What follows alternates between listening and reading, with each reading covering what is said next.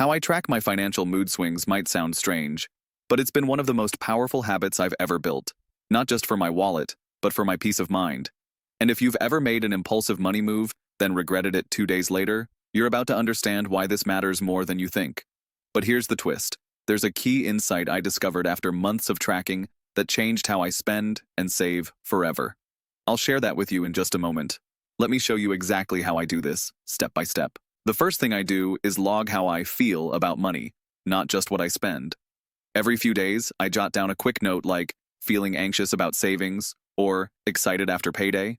I do it using Notion because I built a simple template where I track the emotion, the context, and whether I made any financial decisions because of that emotion. And no, this isn't some self-help fluff.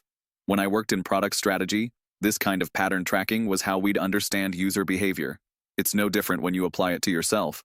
Next, I tag every journal entry with categories: fear, greed, confidence, guilt, whatever fits.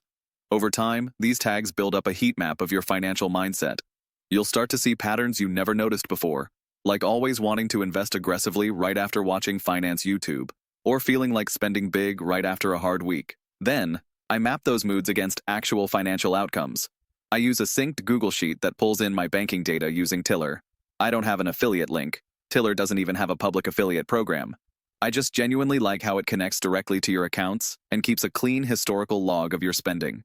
This way, I can see what emotion triggered what transaction. Now here's the kicker, and this is what I mentioned earlier that changed everything for me.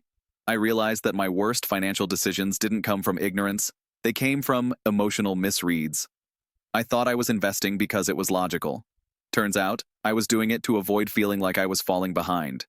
Tracking that changed everything. I've also set up a monthly review habit where I look back at the past month and ask, were my biggest financial decisions made when I was emotionally neutral or emotionally charged? If I see that a major purchase happened right after a guilt or fear entry, I flag it. That doesn't mean it was the wrong move, but it tells me I need to go deeper before repeating that behavior.